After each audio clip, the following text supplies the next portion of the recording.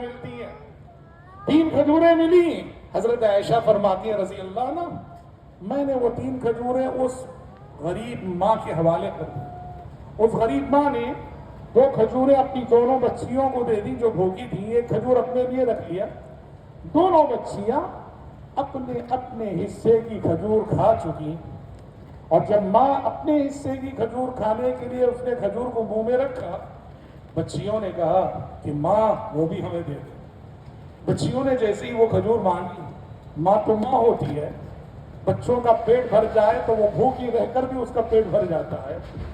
لقمہ کھجور جسے لقمہ بنا چکی تھی اسے منہ سے نکالا، 2 ٹکڑے کیے، آدھی کھجور اس بچی کو، آدھی کھجور اس بچی کو، اور خود بھوکی رہ گئی. ماں عائشہ صدیقہ رضی اللہ عنہ یہ جذباتی منظر دیکھ کر بہت دکھی ہوئی، متاثر ہوئی. پیارے نبی صلی اللہ علیہ وسلم جب آئے، حضرت عائشہ صدیقہ رضی اللہ عنہا نے پیارے نبی سے عرض کیا، اللہ کے نبی ایک غریب خاتون آئی تھی اپنی 2 بھوکی بچیوں کو لے کر. اس نے کھانے کے لیے کچھ مانگا، 3 کھجوریں ملی. 2 کھجوریں اس نے اپنی بچیوں کو کھلا دی، اور اپنے حصے کی کھجور جب اس نے کھانی چاہی، بچیوں نے وہ بھی مانگ لیا. ماں بھوکی رہ گئی اور اس کھجور کو بھی اپنی بچیوں کو کھلا دیا. آپ صلی اللہ علیہ وسلم نے کہا، عائشہ جانتی ہو اس 1 کھجور نے اس ماں کو نار جہنم سے آزادی دلا دی. اس 1 کھجور نے اس ماں کو نار جہنم سے آزادی دلا دی. جذبہ غمخواری کی اہمیت شریعت کی نظر میں، غریبوں سے ہمدردی کی اہمیت شریعت کی نظر میں. یاد رکھنا محترم بھائیو، دنیا کی بہت بڑی دولت کیا ہے کہ تمہارے دل کی دھڑکنوں میں غریبوں کا درد ہونا چاہیے. اقبال نے کہا، تمنا درد دل کی ہو تو کر خدمت فقیروں کی. تمنا درد دل کی ہو تو کر خدمت فقیروں کی. نہیں ملتا یہ گوہر بادشاہوں کے خزینوں میں. پیارے نبی نے دعا کی، اللہ اکبر. اللہ نے آپ کو سکھائی خواب میں دعا، کیا کیا مانگنا ہے اللہ تعالیٰ سے. ہم نے بہت ساری چیزیں مانگی ہوں گی. اللہ جب نبی کو خواب میں ایک دعا سکھاتا ہے تہجد کی حالت میں، اس میں کیا مانگنے کی تعلیم ہوتی جانتے ہیں؟ اللہم انی اسألک فعل الخیرات وترک المنکرات وحب المساکین. اے اللہ، میں تجھ سے اچھے کاموں کے کرنے کی توفیق مانگتا ہوں، برے کاموں سے بچنے کی توفیق مانگتا ہوں، اور اے اللہ میں تجھ سے سماج کے غریبوں کی محبت مانگتا ہوں. میرے دل میں سماج کے غریبوں کے تعلق سے محبت ڈال دے. یہ کتنی بڑی بات ہے.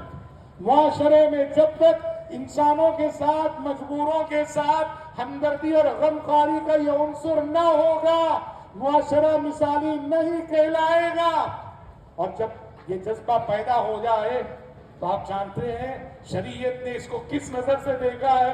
بخاری کی ایک حدیث میں فرماتے ہیں آپ صلی اللہ علیہ وسلم، الساعی علی الارملة والمسکین کالمجاہد فی سبیل اللہ. الساعی علی الارملة والمسکین، معاشرے کی بیواؤں کے سلسلے میں کوشش کرنے والا، معاشرے کے مسکینوں غریبوں کے سلسلے میں کوشش کرنے والا، یہ اللہ کے راستے میں جہاد کرنے والے کی مانند ہے. اللہ اکبر. اس لیے محترم بھائیوں، معاشرے کی اخلاقی تربیت کا پہلا تقاضا تو مساوات ہے. دوسرا تقاضا جذبہ ہمدردی و غمخواری معاشرے کے کمزور اور غریب طبقات کے تعلق سے. آپ نے کہا، شر الطعام طعام الولیمہ یدعا الیہا من یأبا ویمنعها من یأتیہا. آپ نے کہا بدترین دسترخوان ہے وہ، بدترین دعوت ہے وہ، بدترین ولیمہ ہے وہ جہاں نہیں آنے والے کو تو بار بار بلایا جاتا ہے اور جو آنا چاہتا ہے اسے روکا جاتا ہے. کیا مطلب؟ یعنی بدترین دسترخوان ہے وہ جس میں صرف امیروں اور مالداروں کو بلایا جاتا ہے، اور آنے والے غریب کو روکا جائے. غریب آ جائے گا نا، ہماری شان گھٹ جائے گی کہ اس کا انٹروڈکشن کرانا پڑے گا کہ یہ بھی ہمارا رشتہ دار ہے، اس سے ہمارا ریلیشن شپ ہے. ہماری شان گھٹ جائے گی. اس لیے ہم نہیں چاہتے کہ غریب رشتہ دار آئے، اور وہ جو امیر ہے اس سے دور کی بھی رشتہ داری مشکل سے نہیں ہے. 10 فون کریں گے، وہ لاکھ نخرے دکھائے گا، 100 فون کریں گے اور کسی طرح اس کو بلانے کی کوشش کریں گے۔ آپ نے کہا بدترین دسترخوان ہے یہ، بدترین دعوت ہے یہ، بدترین مہمان نوازی ہے۔ سماج اور معاشرے کے ضعیفوں سے، یتیموں سے، مسکینوں سے، بیواؤں سے، مجبوروں سے ہمدردی پیدا کرو۔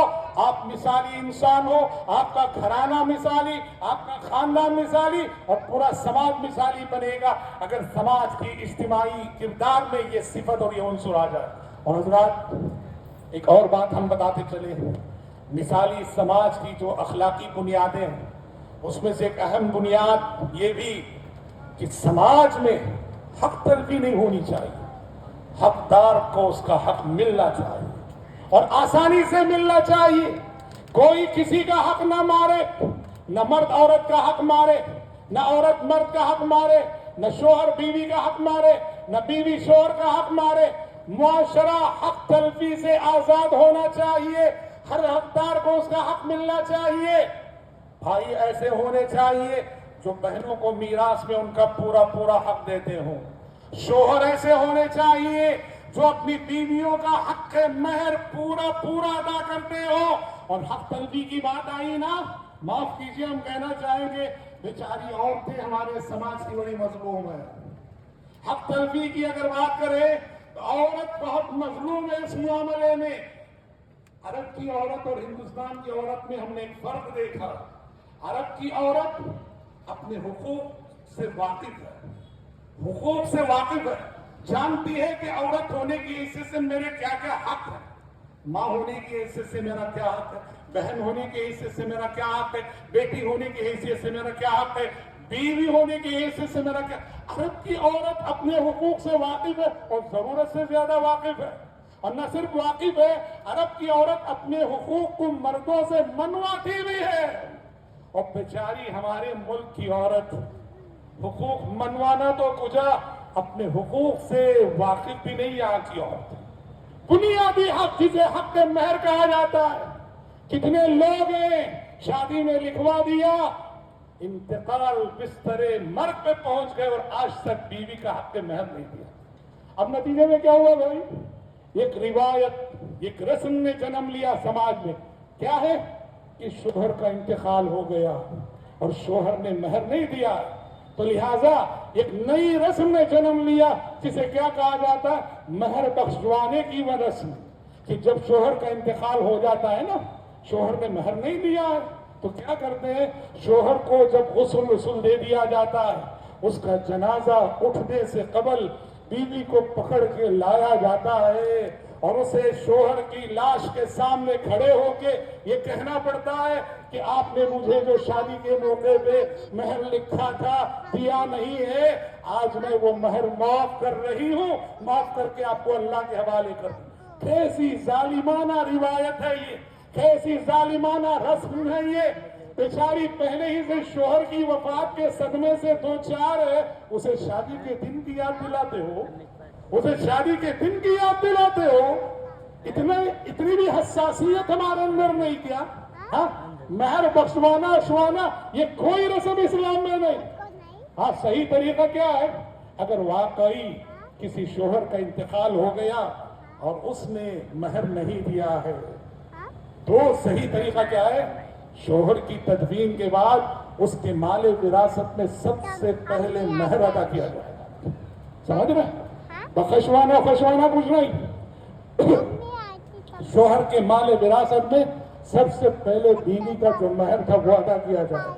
مہر ادا کرنے کے بعد جو مال بچتا ہے وہ باقی وارثین میں تقسیم ہوگا اور اس میں بھی بیوی کو بیوی کے حصے سے اس کا حصہ پھر ملے گا دوبارہ۔